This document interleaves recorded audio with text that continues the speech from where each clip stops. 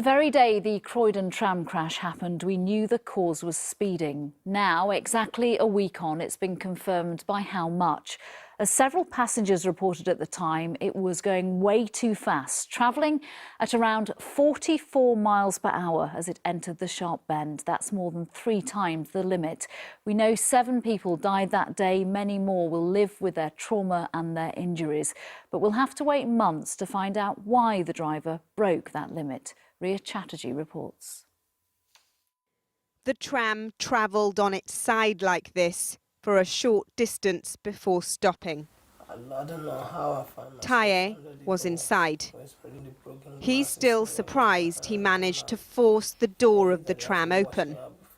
As for the news of the vehicle's speed, 3.5 times over the limit, not a shock at all. It just increased the speed and everybody was screaming, shouting, and I hold on to the pole right in front of me. So by the time I get to the corner curve, the speed increased a lot and it just tumbled. Last Wednesday at 6 o'clock in the morning, this tram derailed and overturned. 7 people died, 51 were injured. The Rail Accident Investigation Branch says the tram was travelling at 43.5 miles per hour in a 12 miles per hour zone. On tramway systems, it is very much the responsibility of the driver to control the speed of the tram, much as would be the case on a bus. On the basis of the data that we have, we can see no evidence of any malfunction of the braking system, nor any evidence of any defect in the track or a blockage on the line. The driver has been arrested on suspicion of manslaughter. Lines of inquiry include whether he was asleep or blacked out.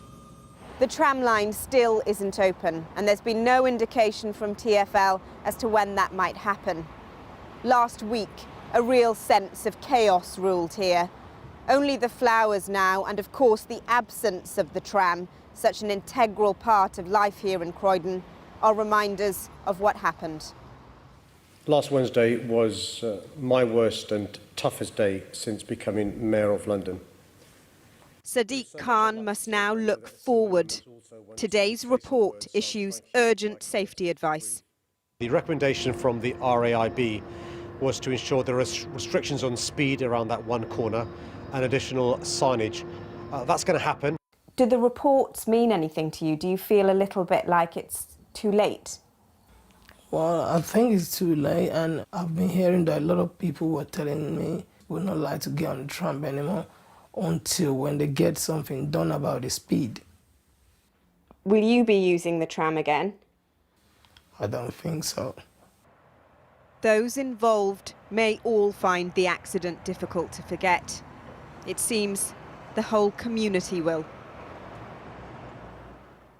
Yep, of course. Look, we know now how fast the tram was going. We still don't know why it was going that fast. How long will it take us to find out? Well, the investigation team wants to speak to all of those involved. That's the people who are injured, those who weren't injured, and of course, the family members of those who died. The team will also be focusing on some key points, such as the way the tram was being driven and any influencing factors, signage on the part of the route in question, any previous speeding incidents at the Sandilands junction, and lots of other questions regarding the infrastructure of the track and the sequence of events around the accident. So there's a lot to look at, and it will take a long time. Ria, thank you.